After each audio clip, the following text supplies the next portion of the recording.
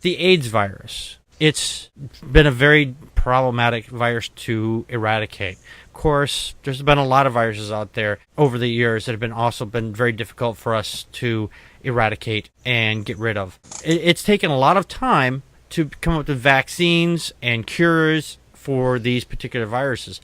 And now AIDS has a vaccine. Not a cure per se, but it is a vaccine.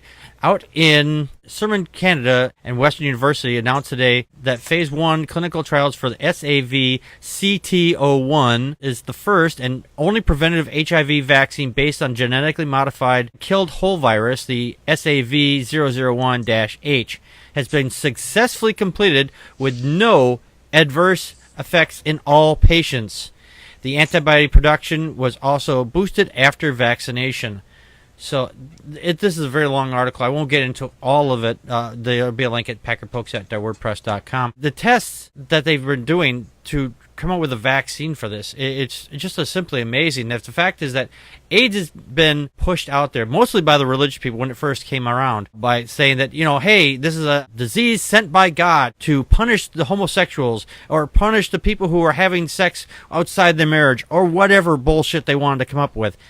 But now we have a vaccine, and it's going, hopefully, it'll be out before too long, and the next time you go to visit your doctors, you'll get a shot for a vaccine for AIDS. And like I said, it's not a cure, but at least we're starting to get a grip on this very deadly disease. Joe, your thoughts? Yeah, this is cool, and I hope it works. One thing I didn't get from the article was that it says that they tried approaching HIV from a new way, similar to the way they developed the polio vaccine. Mm-hmm. And I would think that they would have tried that tried and true way first, before anything else.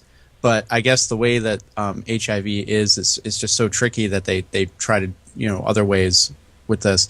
The one thing that might make this different is that they genetically modified an actual HIV virus for use in this, and that genetic modification knowledge or technology might not have been available before now. So yep. Yeah, science for the win. Yep. And I was looking back in the timeline when the AIDS virus first showed up. It was actually been in this country since the 1930s.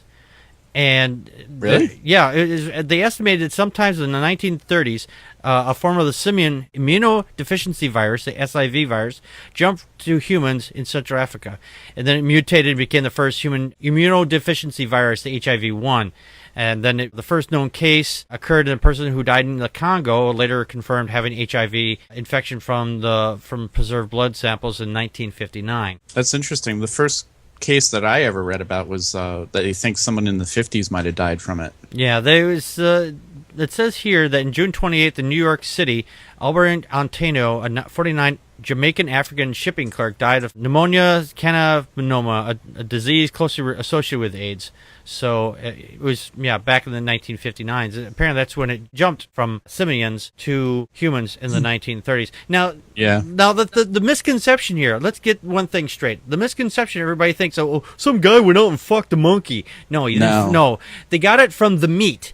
Basically, they would they're eating raw bush meat. Yeah, they're basically eating the meat of these simians, of their apes. It's I personally I think that's close to cannibalism as you're going to get legally, I suppose, because they are our distant cousins and everything like that. But they would eat the meat from these infected apes and primates and whatnot.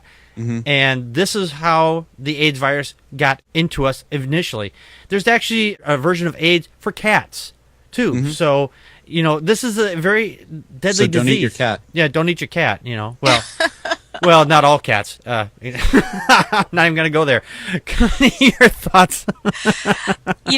Through following this article, I'm realizing that there's a really big push. I hadn't heard about it, but there's a really big push to test everybody for HIV. And because, unless you know whether or not you're even susceptible, then how are you supposed to prevent it? Or at least treat it? And I, having had a couple of friends who have died of it, and at least one friend who currently has HIV. I am really excited that they might be unlocking this. And I echo what you said too also, Joe. I don't know why we didn't go with a killed live version of the disease. Right. It's same as we did with smallpox and things. I don't know why that hasn't been tried before. But yeah, so maybe it's just the prejudice of, who was showing up with the disease prior to this. I don't know. So they may have it's thought extremely exciting. They may have thought that the fact is, even if a halfway killed version of it, because the AIDS virus transmits and changes so quickly, they thought, well, maybe if we just kill it, like give it a halfway life, that it would probably just come back anyway. It would just like spontaneously come back to life, or just change completely around.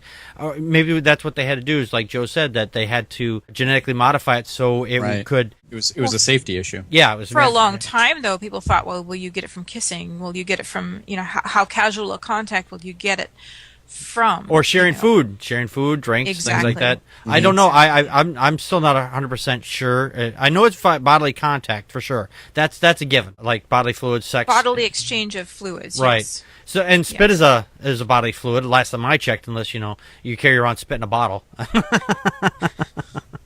I think casual kissing is fine. It's right. Yeah, not like you have your tongue down their throat, I suppose. Well, opens. I think it's more to do with open sores where it becomes in contact with human blood.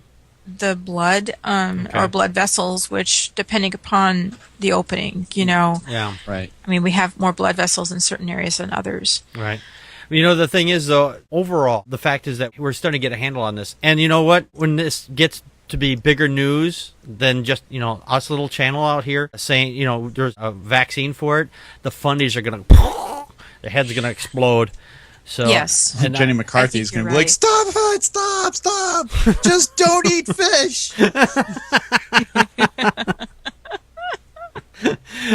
I don't know what they're going to say. There's so many bizarre things that they're going.